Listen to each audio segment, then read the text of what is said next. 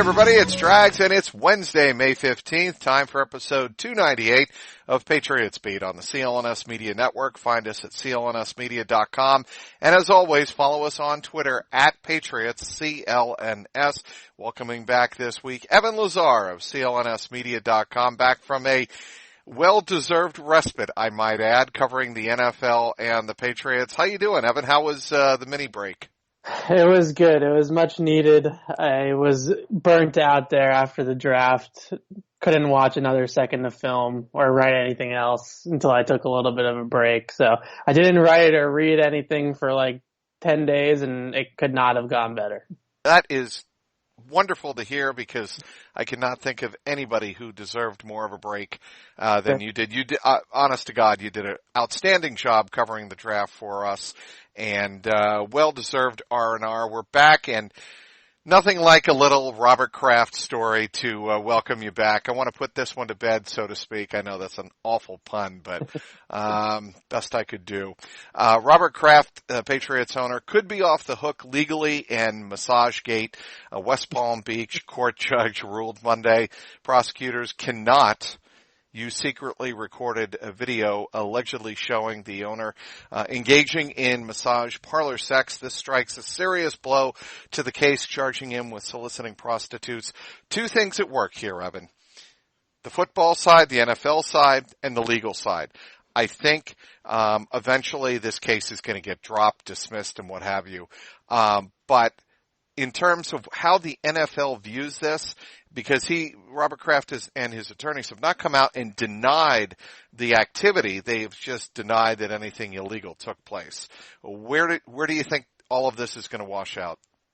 Yeah, I think that, the league, as we know here in New England, it's a very different investigation than what the law says, right? I mean, just because it's not illegal or the case is thrown out doesn't mean that Bob Kraft is going to get out from under this, from the eyes of the league and the eyes of Roger Goodell. So I think that he's still looking at something. Now, I think the kind of, the benchmark for something that was seriously conduct detrimental to the league is Jim Irsay, the Colts owner. He's pulled over with narcotics and tens of thousands of dollars in his sports car, and I think he got 6 games for that. He also had to go to rehab and had serious drug and alcohol addiction issues.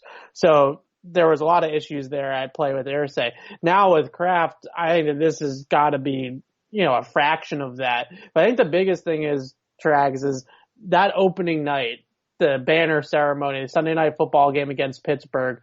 That's the game I think that the league is going to want to suspend Bob Kraft for, and Bob Kraft is obviously going to want to be there to hang that banner. So I think that if it's a 1-game suspension, I guess is what I'm getting at, because I think that that's 1-2 games is probably what we're looking at here. That's, I think, going to be the biggest battle between the league and Bob Kraft is, does that suspension include that banner ceremony and that opening kickoff game it's actually the Sunday night game this year, that Sunday Night Football game against Pittsburgh in week 1. I don't know. And we're not going to know, because Robert Kraft just is not going to speak about that. I'd be surprised, almost shocked, if he spoke about this in training camp, and if a reporter even got the chance to ask the question, or the issue you just raised, as to whether or not, how would Robert Kraft feel if he were suspended for that 1 game, the banner raising ceremony? Would that be something he'd be willing to take? My guess is no. He would appeal that, and then pull a Tom Brady into Deflategate and take whatever suspension comes down the pike. But he wants to be there for that one night. I agree with you. Yeah, I mean, that's kind of, I would say that opening weekend, I mean, yeah, they always have the shot of Bob Kraft in his owner's box with Jonathan sitting next to him at some point in most games. I would say, it has to, certainly in the big games and in the playoff games, but that's, as an owner, that's kind of the pinnacle, right? Is raising that banner in your home stadium. That's the game that you want to be present for. That would be a pretty big deal, I would think, to any owner of any sports team to be suspended for something like this that's going on off the field for that type of game. I think that that's kind of, for an owner, I would think, other than maybe getting suspended for like a playoff game or the Super Bowl, that would be like the worst possible case scenario, I would think.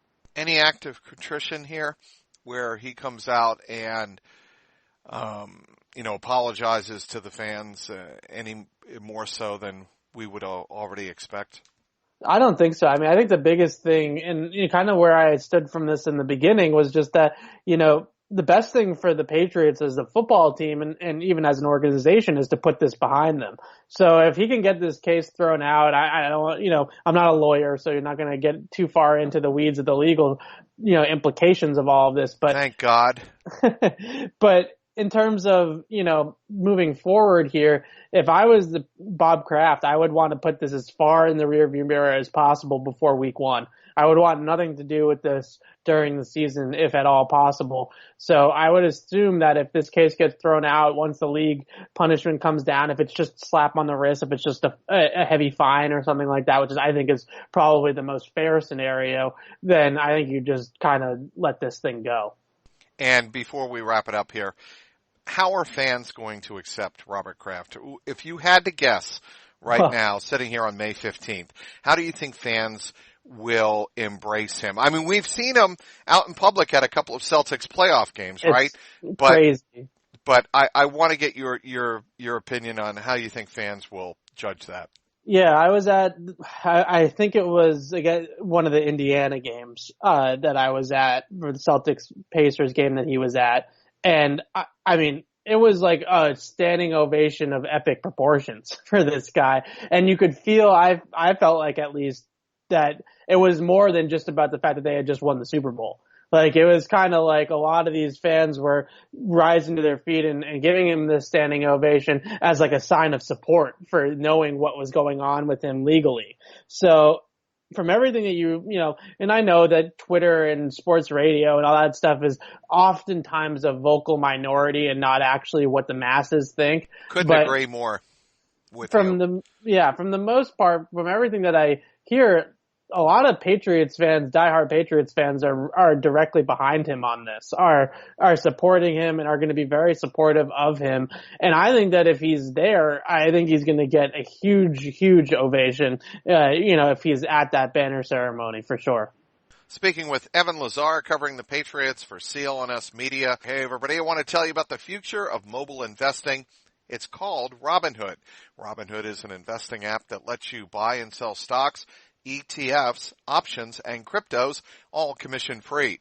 While other brokerages charge up to $10 for every trade, Robinhood doesn't charge any commission fees, so you can trade stocks and keep all of your profits.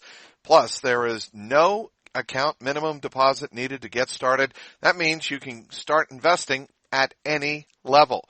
The simple, intuitive design of Robinhood also makes investing easy for newcomers and experts alike. View easy-to-understand charts and market data and place a trade in just 4 taps on your smartphone. You can also view stock collections such as the 100 most popular.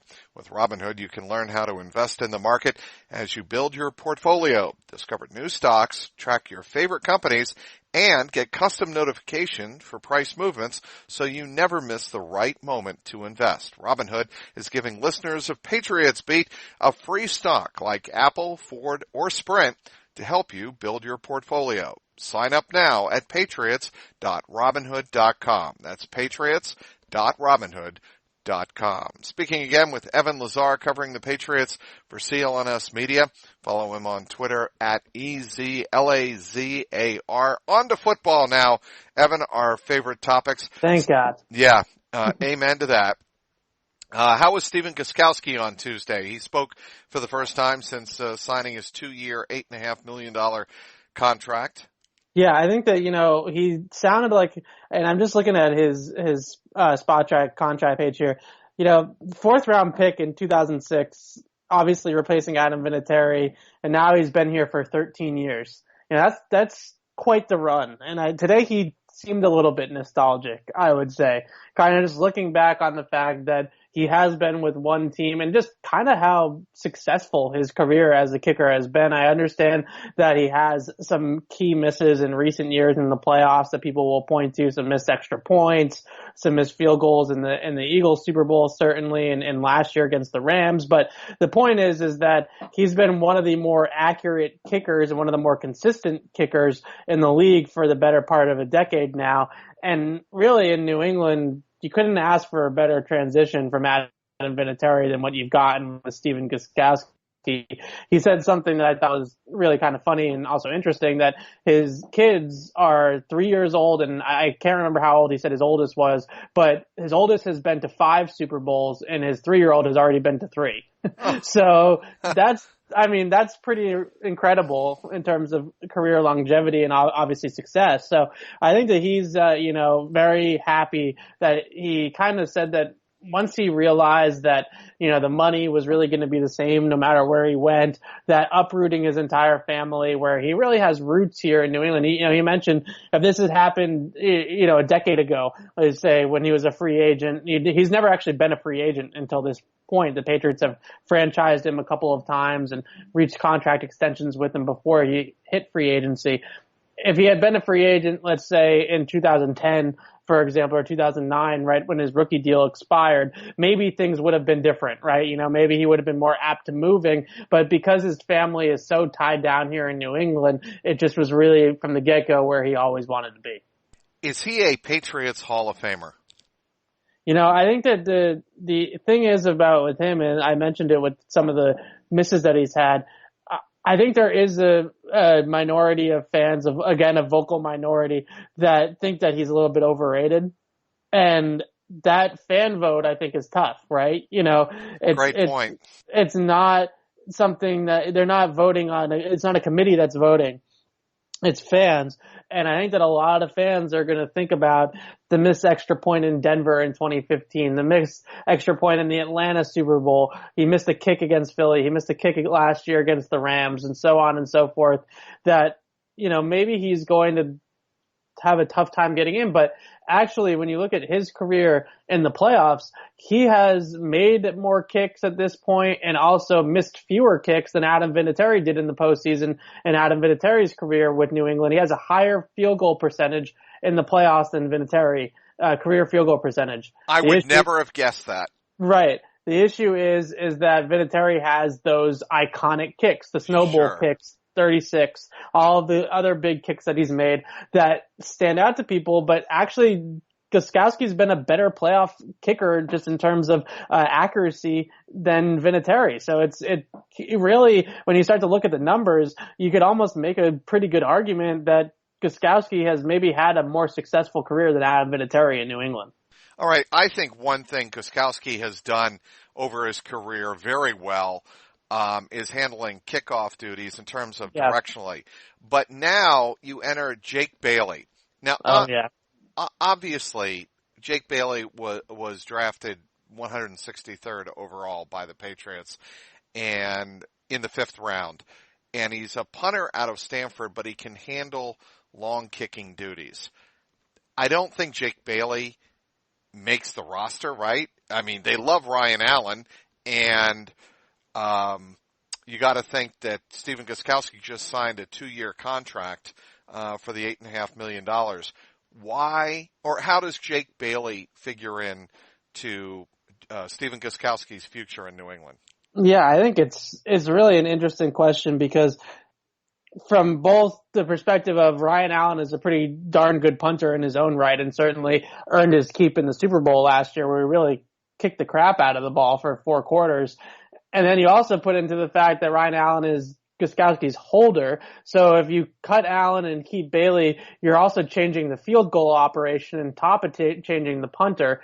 But I also think that at the same time, Gostkowski was actually asked a good question by Phil Perry today about this very issue about kickoffs. And one of the things that he did mention was that you only have so many kicks in your leg at kickoff level, because what you're doing at kickoff is you're really maxing out your leg strength. You're kicking full bore. He compared it to like going to the driving range and just teeing off on the driving range for a golfer. So you only have so many kicks in your arsenal. And he actually mentioned, Gostkowski, that you can't practice kickoffs as often as you practice field goals because you're kicking the ball so hard.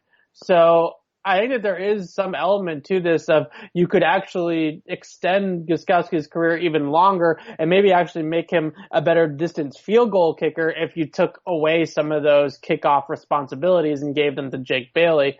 I think the one thing that's interesting, and I know this is going to really irk some fans, but I wouldn't put it past Bill Belichick to carry 2 punters on the team. That'd be hilarious. See, I think, Bill Belichick loves to tweak conventional thinking in the NFL. To carry 3 kickers would be so unconventional and out there.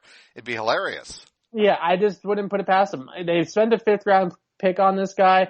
I mean, I know that Nick Caserio came out right after the pick and obviously was asked, like, what the hell are you doing spending a 5th round pick on a punter when you have a really good punter already on the team? And he simply said it's competition. We'll see what happens. He basically made it sound like if we cut him, we cut him, and really didn't say that it was really going to be any sweat off their back if Ryan Allen ends up winning the competition and they end up cutting Jake Bailey. But Jake Bailey is not making it back to the practice squad if they cut him. No, that's the next question I was going to ask. Yeah, no, he's not going to. Most teams, from everything that has been out there and everything that I've heard, had 2 punters with draftable grades. They're Jake Bailey and Wisniewski, who also got drafted out of Utah. Those 2 guys were the 2 punters that a lot of teams, pretty much the consensus, are 2 guys that were going to get drafted at some point in the draft a few weeks ago. So some team that has a poor punter situation is going to pick up Bailey, and he's going to be their punter in 2019. So he's going to punt somewhere in the league next year, whether it's in New England or not. I just wouldn't be surprised. They only gave it Ryan Allen a 1-year contract if they have Jake Bailey as kind of a backup punter / kickoff specialist maybe, and they kind of usher in him into the punting role beyond 2019 and take over for Ryan Allen in 2020. I know that's going to drive people nuts if they cut, let's say a wide receiver or one of these corners that they really like over a punter, but it just seems like something that Belichick would do because he cares way more about this than other people do. Bill Belichick, listening to this podcast, has got to be smiling, right? I mean, we just spent how long talking about Stephen Gostkowski and punters and kickers and the possibility of keeping 3 kickers on a roster. It's a big part of the game. I know that people don't want to talk about it. I think it's BS and all that kind of stuff. But field position, when you get into a game, just like the Super Bowl, you really don't have to go that far back to the last game the Patriots played. When you get into a game like that is so much about field position and really, a field position battle and those hidden yards and all that kind of stuff. Having a good punter is really key. And I think they have a good one with Ryan Allen, but it sounds, this Jake Bailey guy, he's got a booming leg. He can, control the ball really well. He is a kickoff specialist. He's a very good athlete too. He ran like a 4.73 40 at the combine. So there's a lot of different elements to this and just, about what we want to see in terms of roster construction come, August or September 1st or whenever that cut down date is. Speaking with Evan Lazar, covering the Patriots for CLNS Media. Okay, enough kicker talk. N'Keal Harry leading the core of revamped huge wide receivers for the New England Patriots. First of all, what do you make of what N'Keal had to say last week, talking about Tom Brady and saying that he, N'Keal Harry, is the type of player that wants to get better, wants to get coached hard, and he wants high expectations not only from the coaches, but somebody like Tom Brady? Yeah, I think that's great. I mean, he's saying all the right things. I spoke to his wide receivers coach a few weeks ago, and he mentioned that too, that, N'Keal's the type of guy in practice that if he drops a ball or if he runs a route wrong, he goes right back in the line and does it again and gets it right the second time. Or, he makes sure he does it. If he drops one ball in practice, that's the last drop he's going to have for the rest of that practice. That kind of thing. He's got that kind of attention to detail. He's got the makeup and he kind of walks the walk of what you want in a Patriots player overall, whether it's a receiver or linebacker or whatever. So I think that all of those things are good signs about him. The thing I put out on Twitter today that I think is really the most interesting thing about the whole thing is that the Patriots are kind of bucking a trend right now, which is obviously very Bill Belichick-esque with these big receivers. The league has really started to focus and prioritize the shiftier receivers that create tons of separation. Guys like Antonio Brown and Tyreek Hill and Stephon Diggs. These are the guys that are kind of creating this wave of new receivers where a guy like Hollywood Brown, who's 165, 170 pounds, can be the first receiver off the board because everybody watches him and thinks of him as like a guy like Antonio Brown, or I've heard a lot of Deshaun Jackson comparisons, and that's like kind of where the receivers are going in the league. And the Patriots, a few picks later, decide to go with a 6'3" monster at the position who is more of a guy that is going to win with bodies around him and not create tons of separation, and certainly has some separation concerns. So a lot of the receivers that the Patriots have brought in, Dontrell Inman, the most recent one, Demaryius Thomas, obviously Josh Gordon last year, you go down the list, are all these bigger guys that maybe don't separate as much as some of these other teams. A lot of these other teams are completely throwing out the big body receivers and going purely with pure separators, and the Patriots don't seem to be doing that. What about the Anquan Boldin comp? Yeah, I love that comp. I think, it's hard not to love that comp. I think if this guy turns into Anquan Boldin, then the Patriots got a really good player. I think the one thing that, stands out about that comp is that Anquan Boldin did two things really well. One of them is that he routes from everywhere. You can move him inside, you can move him outside. I think that's what the Patriots are really going to do with N'Keal Harry. They're going to move him all around the formation, try to get him into favorable matchups, try to get him against linebackers and safeties in the middle of the field in zone coverage. The other thing that Anquan Boldin did was he really came alive after the catch and was a guy that, even though he didn't run very fast at the combine, had underrated skill as a ball carrier. And I think that that's really all these comps that are being thrown out, Des Bryant and Anquan Boldin. The biggest issue that I have with trying to find a comp for N'Keal Harry is that he's at 6'3", one of the best yards after the catch guy that I've seen at that size since I really started scouting players.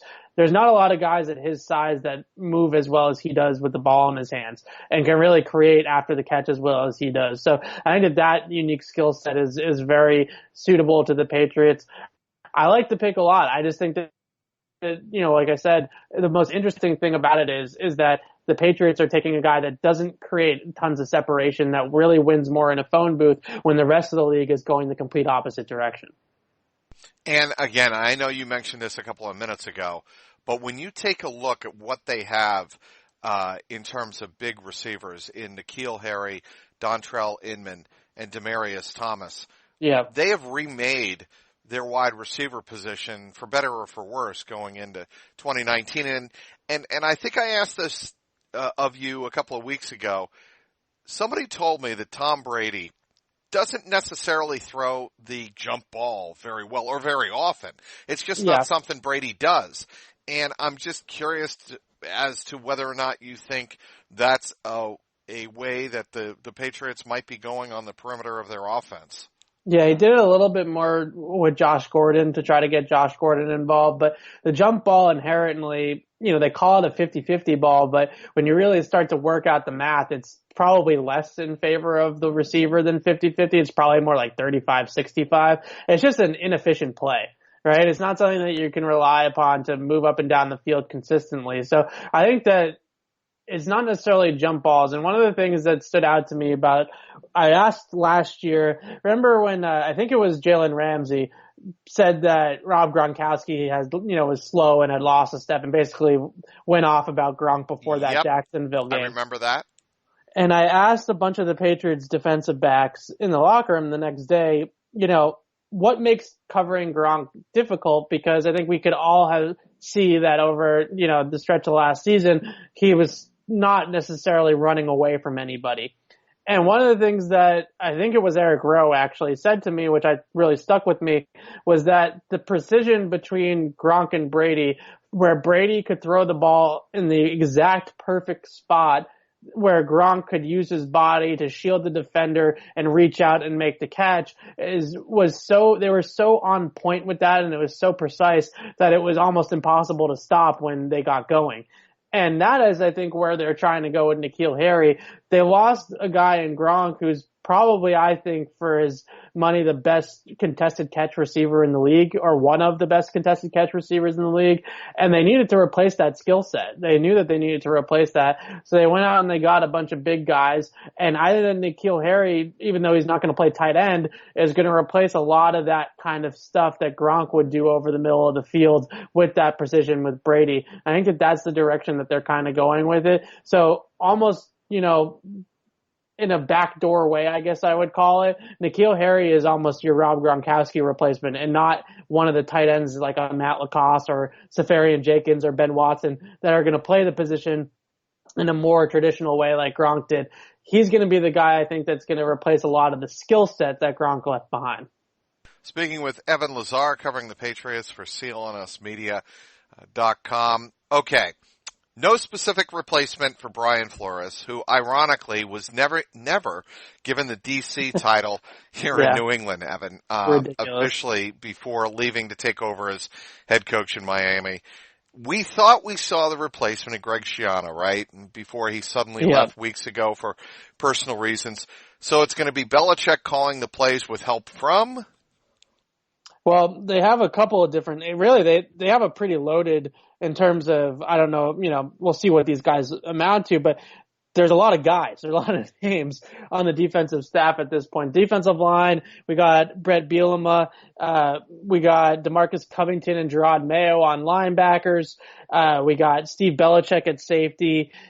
I think that the biggest thing though, to go back to the play calling duties, on one hand, I don't want to make too big of a deal out of it, because I think that defensive football is reactionary more than it is offensive football. So I don't know how important necessarily it is the guy that's relaying the play calls into the defensive huddle, because once you get lined up and once you see what the offensive formation is, things change, right? And you're going to have a guy out there wearing the green dot or calling the signals, whether it's Dante Hightower or Devin McCourty in the secondary or whoever it may be, that they're going to change some things once they see what's going on. And more or less, you kind of have a game plan going into the game with, certain sets of coverages and pressure schemes that you're going to use. And you don't really, it's not like offense where you could have one of 70 different play calls, for example, right? You kind of have a set game plan for that week. So I don't want to make a too big deal out of it, but I think that, and you would agree, Trags, I hope, is that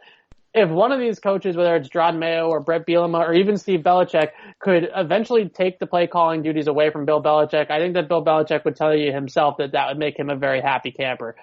I don't think that he wants to do this full time. I don't think this is something that he wants to be distracted with for the entire season. I think he's actually hoping, and not, necessarily that if he does have to do it, he does have to do it, but I think that he's hoping that if one of these guys is going to step up and take that role by the horns and really show him that they can do it.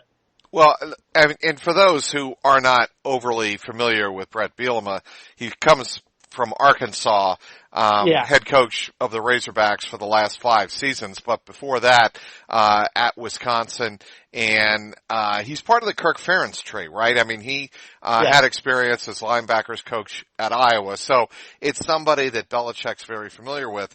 And also, what's interesting about Bielema is that he replaces the duties of one of my favorites on that staff, and who I'm talking about, Brendan Daly. I think Brendan Daly is eventually going to make, if he wants it, a great NFL head coach. I love the guy's attitude. I love his intensity.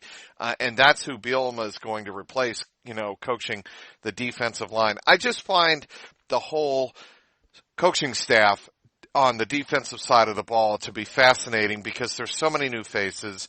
The other name that I forgot to mention was Mike Pellegrino. Oh, that's right. Defensive backs. Coaching mostly corners. Pellegrino is a guy that has really skyrocketed. He's a young kid. I think he's like 26 years old. He's like around my age. He's really skyrocketed up this coaching staff really quickly, and to get a position at that age at 26 is pretty remarkable. So they have some youth on this staff. I know some people have made some jokes about how Tom Brady is older than the entire Patriots defensive coaching staff besides Bielema, I believe. But I think that, we get caught up a lot in the coaching staff, and it's important, but I think that the main thing is that the techniques and the system and all that kind of stuff, none of that's going to change, right? They're still going to coach the corners to do the same things and so on and so forth. But I think that really, like I said, that I'm looking at, especially in the preseason, when I think that Belichick will allow some of these guys an opportunity to call plays during some of the preseason games. I think that Gerard Mayo is going to get a chance. I think Brett Bielema is going to get a chance. If one of those guys stands out, I wouldn't be surprised if Belichick passes it off, because honestly, I think that he said in the past that the best thing to do as a head coach is to delegate and to really be more of like a CEO, where you're overseeing all elements and you have your hand in a little bit of everything and you're not so hyper focused on one thing. I think a lot of coaches, would say this. Unless you have a guy, like a situation, for example, and the Patriots have a little bit of this with Josh McDaniels as the OC and Ivan Fears and Scarnecchia on the offensive side of the ball. They got a ton of experience along with Tom Brady on the offensive side of the ball. But I think there's two different situations that you can go with it. You can go with what the Rams have, which is obviously Sean McVay really handling the offense and Wade Phillips handling the defense. Now, Wade Phillips is a head coach being doubled as a defensive coordinator. Maybe you could make that argument too, I suppose, with McDaniels, with the offense coordinator with the Patriots. But the other approach is to have kind of like a godfather, like what Belichick has been over the years, where he's just kind of overseeing everything and he's all three phases kind of go through Belichick. They still probably can, but if you're kind of caught up in calling defensive plays, there's a little less of that, I think, than maybe what he would certainly like. So I think that really Gerard Mayo or Bielema I would look at as two guys that maybe have a chance here to kind of separate themselves from the pack in the preseason and maybe take on some of those play calling duties. Chad O'Shea being replaced by Joe Judge. Yeah. Judge moving on to handle wide receivers. And I'm curious to get your read on that and how that's going to work out, because I think it's interesting because several of his wide receivers could wind up in special teams. So it seems like it's a pretty wise synergy there to kind of make use of guys that you're going to see a lot in special teams, and you might as well coach them at the wide receiver position, assuming that Judge can handle the technique, and I think that's a safe assumption. Yeah, I think the interesting this is all really fascinating to me, because the Patriots, one thing that stands out about them more than any other team is how much they cross-train these guys. So Joe Judge, for example, has never coached wide receivers, but he's been trained in all the wide receiver techniques that the Patriots are going to use, all the routes that those guys are going to run, all the little nuances, because Belichick wants to make sure that everybody can do everything on his staff. They, more than any team, prioritize cross-training, and it shows when they kind of have this turnover where they can kind of just plug guys into spots and be fine. I think the big thing about Joe Judge, though, is that also makes it fascinating, is they just drafted N'Keal Harry in the first round, and he's got to have a coach. He's got to have somebody in his ear that is, getting him on the right track, that's making him progress as a player, as a football player, and the kind of the details of route running and different he's going to have to work on. Certainly his route releases and some of the other things that come with being a professional receiver. So Judge has a lot of responsibility on his hands. Now, Cameron Accord, who's the assistant special teams coordinator, he's been with the team for a couple of years, and he is a guy that I think is going to certainly take on more responsibility on special teams. Maybe Judge is more handling things on game day on special teams, but Accord is really with the special teamers a little bit more at practice, while Judge is with the receivers. Accord is held in very high regard with the Patriots coaching staff, and is a guy that's seen as kind of like a rising star for the Pats in that respect as well. So another one of those guys, along, I think, with Mike Pellegrino, who has a really bright future in football, is Cam Accord. So they're in good hands with there. And what you mentioned about kind of the special teams kind of holding over to what you do at receiver is really true. One of the things that certainly is kind of a one-for-one example is punt coverage. If you're a gunner on the punt team, and you can ask Matthew Slater about this, it's a lot, very, very similar to being one-on-one with a corner on the perimeter. The different moves that you're going to have to make to get off of that block is very, very similar to beating a press coverage and running a release to beat press coverage. A lot of guys, you go down to like the Senior Bowl or some of these scouting events, they'll put guys on special teams and put them at gunner and see how these receivers can get away from the blockers in a gunner position because it's so similar to beating tight man-to-man coverage on the outside. So there is a lot of crossover in that respect. And, obviously that's kind of why Matthew Slater's technical position on the roster is wide receiver. So there is a lot of crossover there. I think that it's really fascinating, though, that these coaches can all kind of wear multiple hats and they're kind of seamlessly transition from doing a lot of these different jobs. But I would say that Pellegrino, Accord, there's some other guys too that I'm forgetting that are certainly going to be rising stars that you're going to hear a little bit more about this season. What about Kyle Rudolph? Vikings couldn't work out a long-term deal, and now it appears that he's definitely going to be on the market. With the Patriots having done what they did to the receivers core, does that preclude them going out and making a trade for Rudolph? What's interesting about Rudolph is that it doesn't sound like he has much of a market right now in terms of a trade. And the Vikings made a move. I think they restructured, it was Eric Kendricks' contract today they're right up against the cap. They just paid Kirk Cousins. They just paid Stephon Diggs. They paid Everson Griffin. They paid Adam Thielen. I can go down the list of all the guys that they've just paid. So they are right up against the cap. They've basically maxed out. So they need to make every little dime count to kind of get some wiggle room here against the cap to even sign their draft picks. They couldn't sign their first round pick, Garrett Bradbury, until they made some moves to get under the cap to fit his rookie contract on a rookie wage scale. That's when you know you're up against the cap. So there was some things going on there in Minnesota. Now it sounds like, the market for Rudolph really for a trade partner is really not there because a lot of these teams know that the Vikings are in kind of cap jail, whatever term you want to use. So they know they have no leverage. They know that they just drafted Irv Smith in the second round, and he's probably going to be about as pro-ready as any of these tight ends were, besides maybe Hawkinson. So he's going to step right in and play probably on day one for them in their offense. So what leverage do they really have in the trade for Kyle Rudolph? I think that Kyle Rudolph eventually does get traded, but I don't think that it's going to be anywhere near the compensation that people are thinking. And I would say that, you might be able to get Kyle Rudolph more towards the end of training camp and right before the season, right at that roster cut downs. They might cut him altogether. That's kind of the buzz recently, is that they might not even be able to find a trade partner for Kyle Rudolph, and he might end up being released. That's amazing to me. Yeah. Yeah. I mean, I guess they had to make they chose to make Adam Thielen a priority. And Thielen's actually a lot older than a lot of people I think realize. He's been around. He's 26, 27, Adam Thielen. Plus, obviously, they went out and got their quarterback before last season, and Kirk Cousins. They've spent a lot of money, as you mentioned, and they are right up against the cap. It's amazing to me that they would let a talent like Kyle Rudolph go, but I guess that's one of the things they had to make a decision on.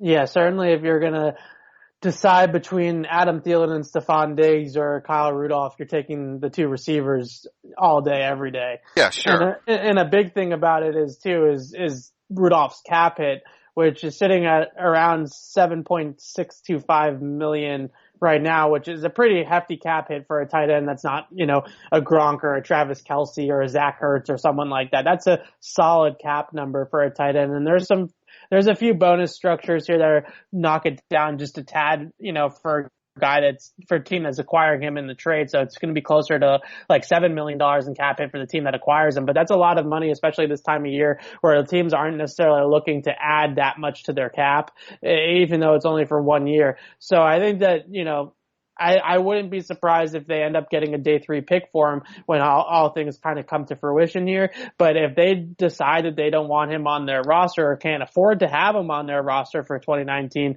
I mean, he could be one of those veteran cap casualties that we find out about come training camp in late August. Before I let you go, OTAs are coming up on May 20th, 21st, and 23rd. Yeah. And you'll be allowed to attend on May 23rd. How much are you looking forward to OTAs? Oh, I'm really looking forward to this. I mean, this is the time of year, I think, with the OTAs and training camp. Certainly for us in the media, besides the games themselves, this is the most access that we get.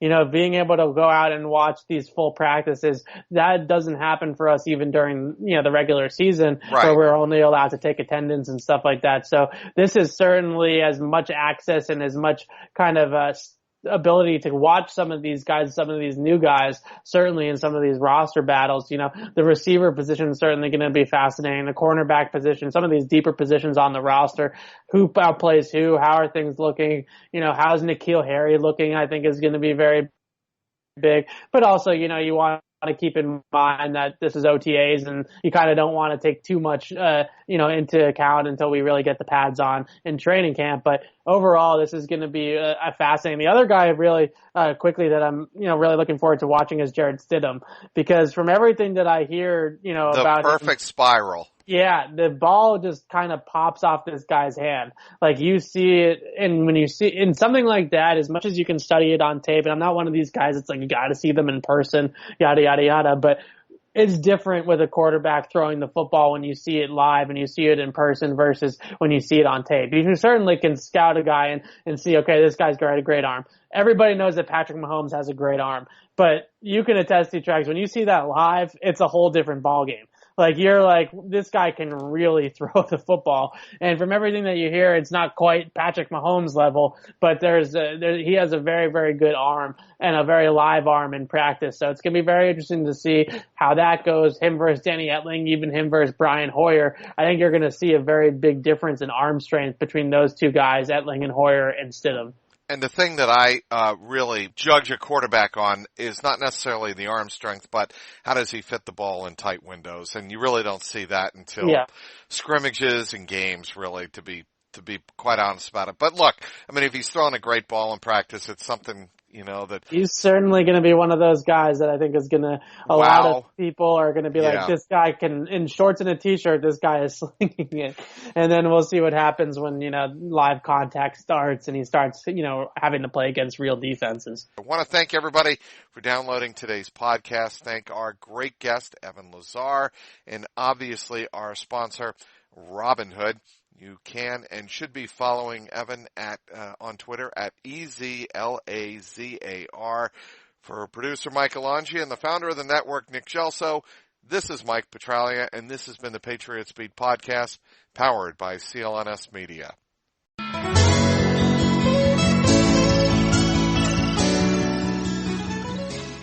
Hello, I'm Dan Lothian, host of the Behind the Media podcast on the CLNS Media Network. Along with Jimmy Young, we dive into the biggest media headlines each week with honest, informed, and sometimes irreverent perspectives. It's not all serious. We deliver information and entertainment. As we like to say on Behind the Media, we find the interesting in media so you don't have to go searching for it. Listen to our podcast and get prepped for the next trip to the water cooler. Subscribe to Behind the Media wherever you get your podcast, or find us on www.clnsmedia.com.